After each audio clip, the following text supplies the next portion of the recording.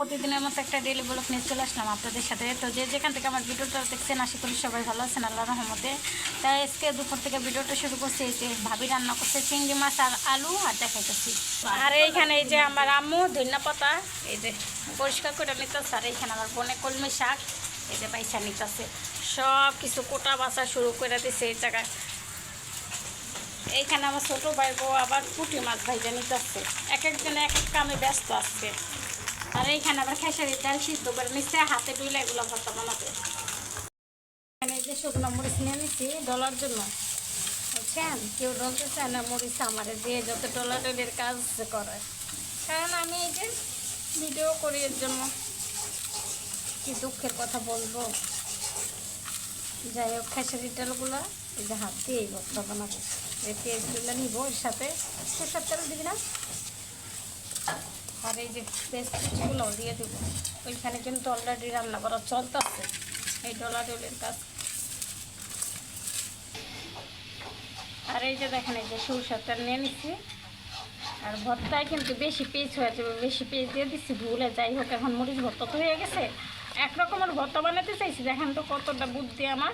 দুই রকমের ভর্তা হয়ে গেছে। এখন ভাইয়ের ভর্তা রাগ হয়ে গেছে, রান্না বসেছে, পেঁয়াজ বেশি দিয়ে ফেলাইছি আমি।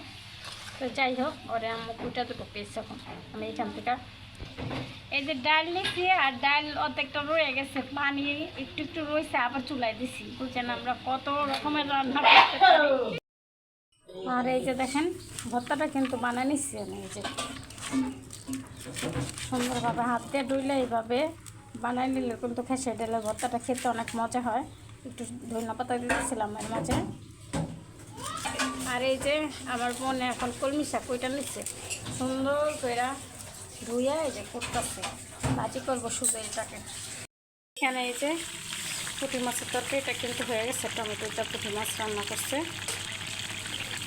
পুঁটি মাছগুলো ভাইজা রান্না করছে। কত মানুষ আছে এগুলাকে কাঁচাও রান্না করে, কিন্তু ভাইজা রান্না করলে ভালো লাগে। ওই টমেটোটা এই যে ভাইজা রান্না করছে। আর একটু পরে শাক কত হইলে শাকগুলো রান্না করে নেব। কলমি শাকগুলো কিন্তু এটা কি কাঁচা পাকা দিচ্ছিলেন শীতে করে?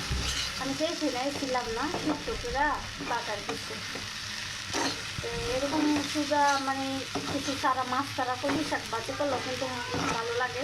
কলমি শাক ভাজিটা আমারও অনেক পছন্দের খাবার। তো যাই হোক অনেক কথা বলে ফেলাইছি।